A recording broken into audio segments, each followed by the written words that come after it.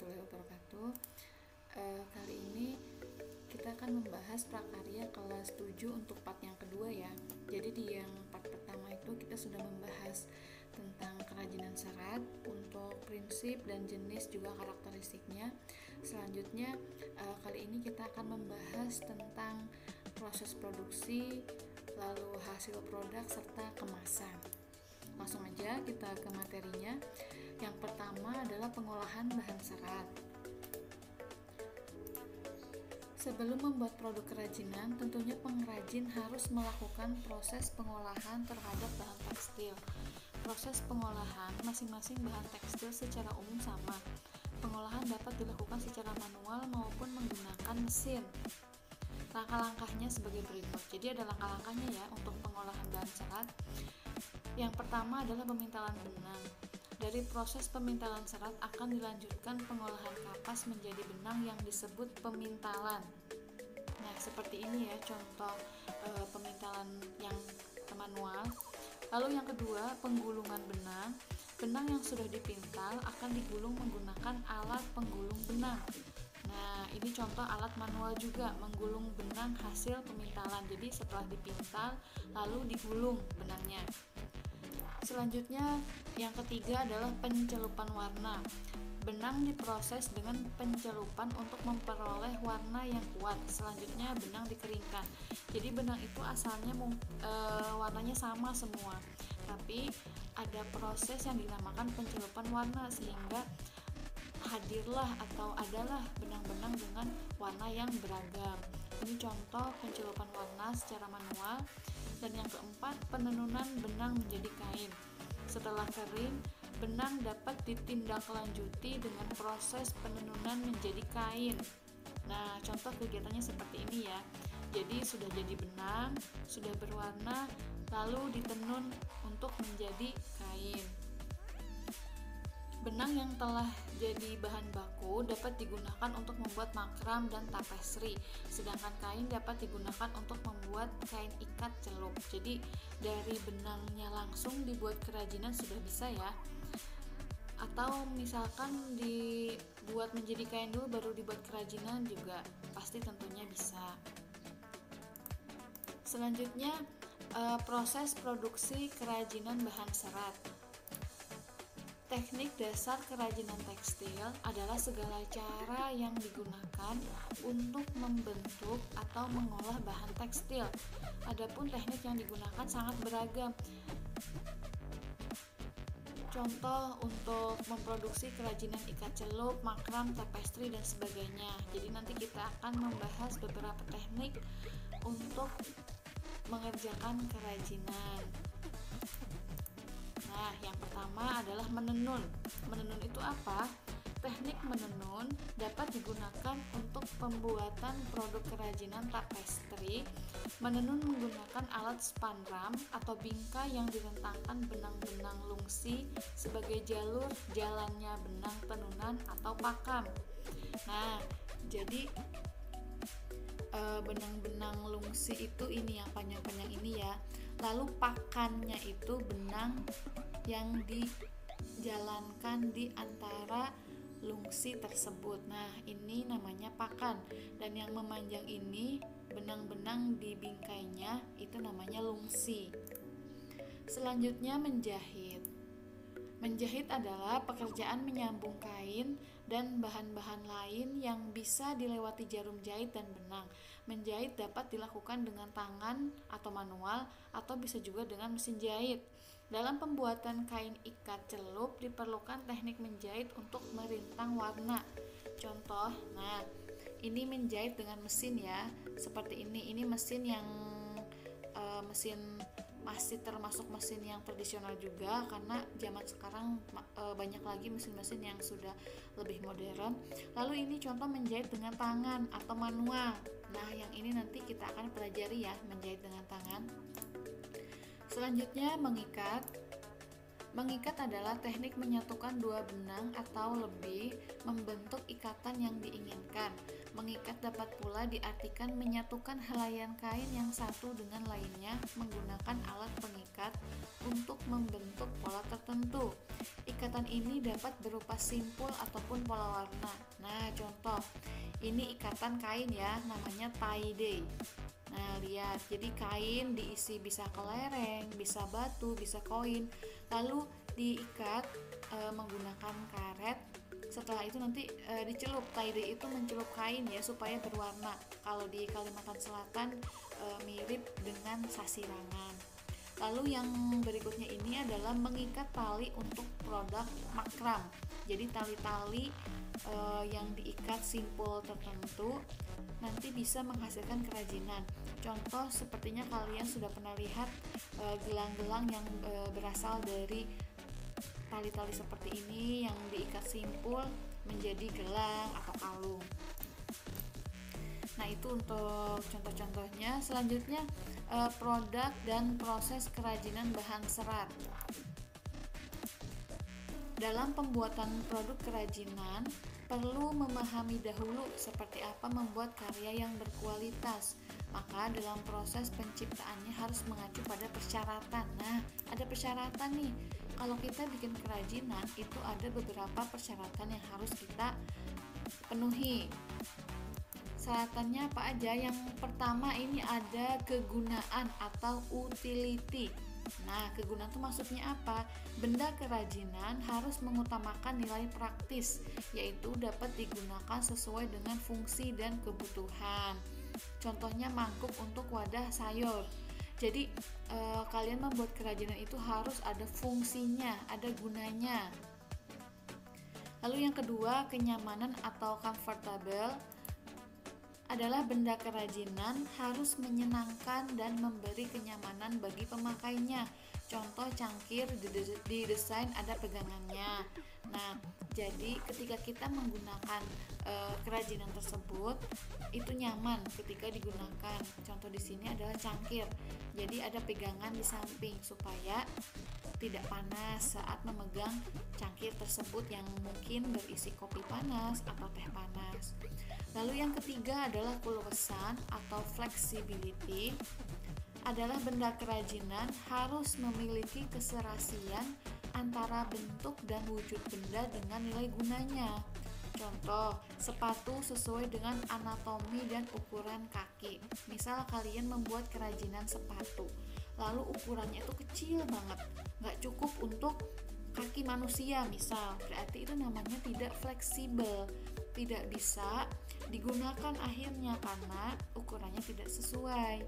Nah, jadi syarat yang ketiga itu ya, keluasan atau flexibility, agar benda tersebut ada nilai gunanya.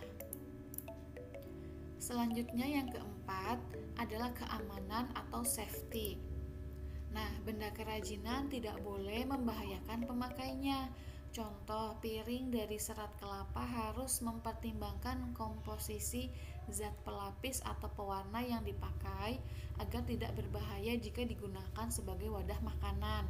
Nah, contoh misalkan kalian membuat kerajinan dari serat kelapa, lalu kalian cat menggunakan cat yang beracun.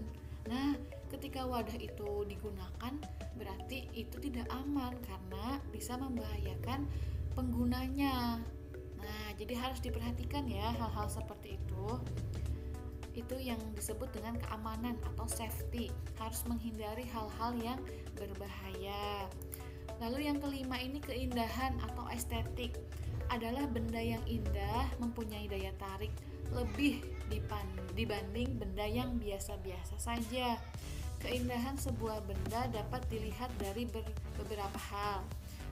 Misalnya dari bentuknya, dari hiasan atau ornamen dan bahan bakunya. Jadi kalau kita membuat kerajinan itu harus indah, harus berguna iya, harus aman iya, harus fleksibel iya, tapi jangan sampai salah.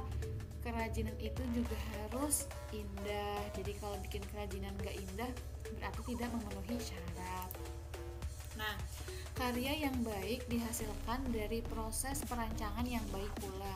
Oleh sebab itu, proses perancangan karya kerajinan harus memperhatikan hal-hal seperti pada gambar berikut ini. Nah, untuk menciptakan kerajinan itu ada 8 tahapannya. Yang pertama, menentukan bahan dan jenis kerajinan. Jadi yang pertama itu kalian tentukan dulu mau bikin kerajinan, bahannya apa, lalu jenisnya seperti apa. Nah, setelah menentukan itu, lalu yang kedua, penggalian ide dari berbagai sumber. Misal, kalian ingin bikin contoh gantungan kunci misal ya. Nah, ketika kalian ingin bikin gantungan kunci, kalian menentukan bahannya, kira-kira mungkin dari kain flanel. Lalu penggalian ide dari berbagai sumber, kalian cari ide-ide kira-kira gantungan kunci seperti apa yang akan kalian buat. Nah, setelah itu yang ketiga, membuat beberapa sketsa karya. Nah, setelah kalian selesai bikin ada idenya, lalu kalian bikin sketsanya, kira-kira desainnya mau seperti apa. Setelah membuat sketsa, itu pasti banyak ya beberapa bikin. Lalu yang keempat, tentukan sebuah karya terbaik. Nah, setelah kalian membuat beberapa sketsa, kalian pilih satu yang terbaik. Nah, selanjutnya yang kelima, kumpulkan bahan dan alat. Nah, setelah membuat sketsa, menentukan yang terbaik, kalian kumpulkan bahan dan alatnya. Misal, akan membuat gantungan kunci, berarti bahan-bahannya adalah kain flanel, lalu dakron untuk isinya, lalu kaitan untuk gantungan kuncinya. Jadi, kalian kumpulkan bahan dan alatnya. Lalu yang keenam adalah pembuatan karya kerajinan. Nah, setelah alat dan bahannya lengkap, lalu kalian bisa membuat karya kerajinan tersebut, membuat gantungan kunci tersebut. Nah, setelah jadi, yang kedelapan adalah evaluasi. Kira-kira hasil gantungan kunci kalian tuh sudah sesuai belum dengan yang kalian harapkan? Dievaluasi nih. Oh, ternyata ada yang kurang sesuai. Lalu tahapan yang kedelapan adalah revisi karya. Oh, ternyata kemarin tuh gantungan kuncinya kurang rapi jahitannya, atau ternyata isinya itu terlalu sedikit akhirnya kempes. Nah, misal seperti itu. Tahapan yang kedelapan yang terakhir adalah merevisi karya kalian, seperti itu. Jadi nanti kita akan praktek juga ya. Kalian harus menerapkan kedelapan tahapan ini. Oke, kita lanjut ke materi berikutnya, yaitu produk kerajinan serat tumbuhan. Nah, bahan serat tumbuhan itu ada yang pertama serat pelepah pisang. Jadi pelepah pisang ini yang diolah menjadi kerajinan. Lalu yang kedua serat daun pandan. Nah, ini dari daun pandan menjadi seperti ini. Lalu yang ketiga serat eceng gondok. Asalnya tanaman dikeringkan menjadi seperti ini. Lalu alat produksi kerajinan serat tumbuhan. Nah, yang pertama adalah gunting, cutter, pisau, lem tembak, jarum. Ini sesuai keperluan kalian masing-masing ya. Lalu kerajinan tertentu akan memerlukan mesin-mesin yang berat mungkin. Nah, contoh ada kerajinan yang harus menggunakan mesin jahit, atau ada kerajinan yang harus menggunakan alat menenun, atau ada juga kerajinan yang harus menggunakan mesin pemisah sabut kelapa. Nah, tapi tidak semua kerajinan menggunakan alat sebanyak ini ya, sesuai keperluan dan kepentingan kerajinan yang akan kita buat. Nah, ini adalah contoh produk kerajinan dari serat tumbuhan. Ini beberapa contohnya ya. Tapi produk-produk ini termasuk sedikit rumit karena tahapannya panjang dan tidak bisa dijelaskan secara video saja. Ini hanya contoh aja ya. Nah, selanjutnya tadi ada dari serat tumbuhan, sekarang produk kerajinan dari serat hewan. Bahan serat hewan yang pertama ini ada namanya serat wool dari bulu domba nih. Dombanya seperti ini, lalu diambil bulunya menjadi serat wool. Lalu yang kedua, serat sutra dari kepompong ulas sutra. Seperti apa? Nah, dari ulas sutra diambil seratnya menjadi sutra yang akan diolah menjadi kain sutra. Lalu yang ketiga, serat bulu alpaca. Nah, alpaca seperti ini, lalu diambil bulu-bulunya menjadi benang alami. Ini contoh kerajinan serat hewan. Ini bahan-bahan seratnya ya. Selanjutnya, yang kedua, alat produksi kerajinan serat hewan. Nah, gunting, alat cukur bulu, baskom, jarum jahit, ini juga tergantung kepentingan kerajinan yang akan dibuat. Ada juga alat berat yang diperlukan, misal ini untuk memintal benangnya, memerlukan alat pemintal benang.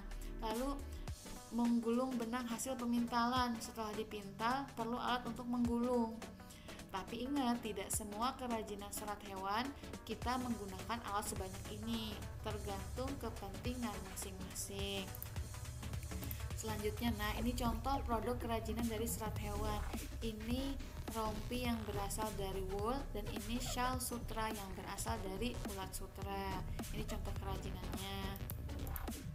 Nah, selanjutnya kemasan produk kerajinan bahan serat. Nah, selain kita membuat kerajinan, kita juga harus memikirkan kemasan. Kemasan itu apa sih? Kemasan itu memiliki 4 fungsi, yaitu yang pertama, menjual produk.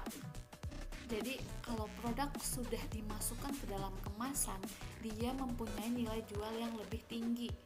Contohnya apa? Misal kalian beli barang yang di pasar dengan yang di toko, pasti harganya lebih tinggi yang di toko.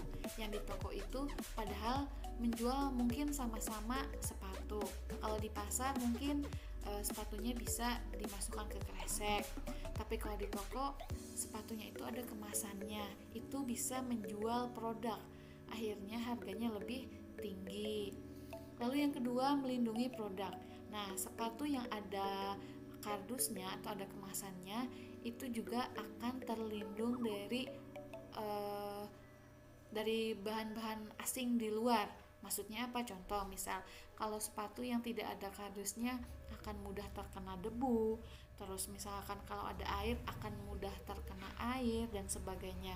Tapi kalau ada kemasannya, sepatunya lebih terlindungi. Jadi fungsi kedua kemasan adalah melindungi produk. Lalu yang ketiga, memudahkan penggunaan produk. Nah, yang ketiga ini memudahkan penggunaan produk. Kenapa? Biasanya di dalam kemasan itu ada cara-cara penggunaannya, atau ada juga cara-cara pemeliharaannya. Misal kalian membeli produk tertentu, kemasannya ada tulisannya dilarang dimasukkan ke dalam mesin cuci, atau dilarang disetrika di suhu yang terlalu tinggi. Nah, jadi yang ketiga ini memudahkan penggunaan produk. Ada tata cara penggunaan produk di kemasan tersebut. Lalu yang terakhir adalah memperindah penampilan produk. Ya, produk yang sudah diberi kemasan akan terlihat lebih indah daripada tidak. Lalu seperti apa sih contoh kemasannya? Nah, ini ada 2 contoh kemasan produk kerajinan. Ada yang berbentuk tas seperti ini, ada juga yang berbentuk kotak lalu ada plastiknya. Ini kalian pilih tergantung kerajinan apa yang akan kalian buat. Nah, seperti itu ya. Jadi untuk kerajinan bahan serat di kelas 7 materinya sudah selesai sampai kemasan produk kerajinan bahan serat. Oke, jadi sekian untuk materi hari ini. Terima kasih sudah menonton video ini. Semoga bermanfaat. Selamat belajar dan tetap semangat. Stay safe, tetap di rumah aja. Sampai kita bisa bertemu di sekolah masing-masing. Ibu akhiri, wassalamualaikum warahmatullahi wabarakatuh.